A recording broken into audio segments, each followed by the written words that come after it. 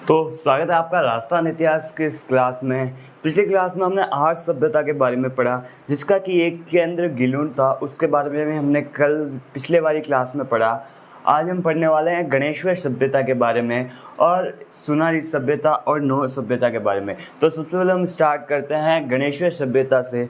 गणेश्वर सभ्यता स्थित है नीम के थाने, जो कि सीकर और चूरू से अलग होकर बना। तो पहले इसकी स्थिति थी सीकर में, पर अब जो कि ज़िले 50 ज़िले न्यू बने हैं, उसमें से इसकी स्थिति है नीम के थाने ज़िले में। इसकी नदी है कांतली नदी, मतलब ये कांतली नदी के किनारे पे विकसित सभ्यता है। इसका उत्खनन आर.सी. अग्रवाल और विजय कुमार द्वारा किया गया।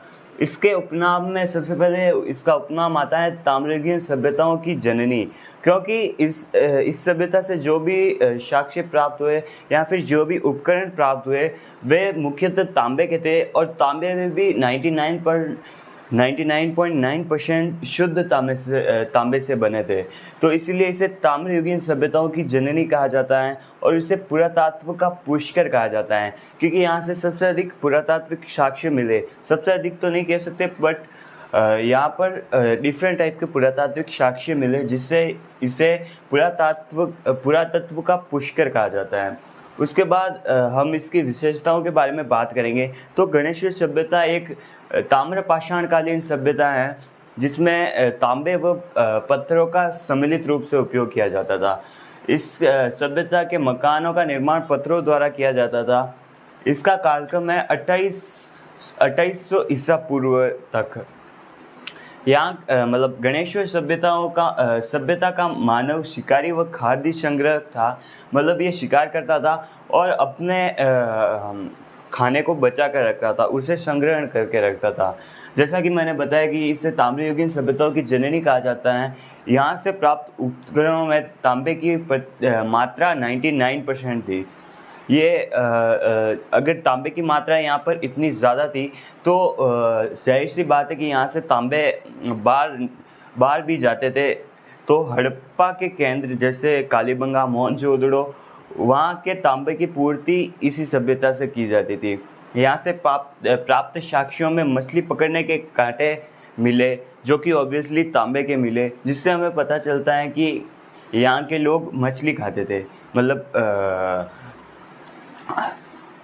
नदियों से प्राप्त भोजन का भी उपयोग करते थे।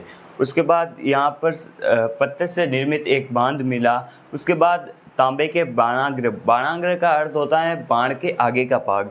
जैसे कि ये तीर हैं, इसके जो ये आगे ये भाग लगा होता है, इसे हम बाणाग्र कहते हैं। उसके बाद तीर मिले, भाले मिले और सुइयाँ मिली। ये सब उपकरण तांबे से बने हुए मिले, क्योंकि यहाँ पर तांबे की अधिकता थी।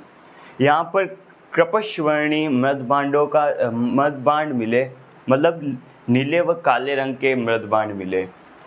इससे पहले हम देखते हैं कि कालीबंगा सभ्यता में कौन से मृदबांड मिले। तो कालीबंगा सभ्यता में लाल काले मृदबांड मिले, जो कि हल्के व कच्चे थे।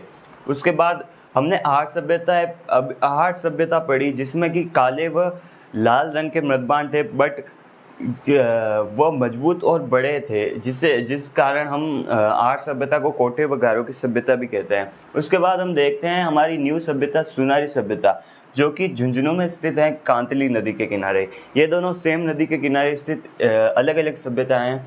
सुनारी से मौर्योत्तरकालीन मृदबांड मिले, और यहाँ से ये मोस्ट इम्पोर्टेंट पॉइंट है कि यहाँ से लोहे गलाने की धोकनी युक्त भट्टियाँ भी मिली। बालातल सभ्यता से भी लो गलाने की भट्टियाँ मिली, बट उसमें धोकनी नहीं लगी थी। धोकनी एक प्रकार का यंत्र होता है जिससे कि भट्टी को हवा दी जाती है। तो लोह गलाने की धोकनी युक्त भट्टियाँ सुनारी सभ्यता से मिली, और लोह गलाने की खाली भट्टियाँ बालातल सभ्यता से मिली। उसके बाद नेक्स्ट सभ्यता है हमारी नौ सभ्यता, जो कि भरतपुर जिले में स्थित है, रूपारेल नदी के किनारे। इसका उत्खनन 1963-64 में आर.सी. अग्रवाल द्वारा किया गया। यहाँ से चक्रकूप या रिंग वेल्स मिले। मतलब रिंग वेल्स या चक्रकूप हम किसे कहते हैं? बावड़ी जैसी एक आकृति होती है, जिसे हम चक्रकूप या रिंग वेल्स कहते हैं। यहाँ से यक्ष की प्रतिमा मिली, जो कि शुंग कालीन है, मतलब शुंग वंश के काल की हैं। उसके बाद नौ सभ्यता से हमें कुषाणकालीन शासकों के सिक्के मिले। कुषाण का राज्य पाकिस्तान में अधिक था, तो झुंझुनू भी उस राज्य में आता था। इस कारण कुषाणकालीन शासकों के सिक्के भी हमें नौ सभ्यता से मिली। नौ सभ्यता जो कि भरतपुर जिले में स्थित है, रूपा रेल नदी के किनारे, और इसका उत्खनन RC अग्रवाल द्वारा किया गया। तो आज की सभ्यताएं पूर्ण होती हैं। हम मिलेंगे इसके नेक्स्ट पार्ट में। तब तक के लिए बाय। इसके PDF आपको हमारे टेलीग्राम और इंस्टाग्राम चैनल पर मिल जाएंगे। तब तक के लिए बाय।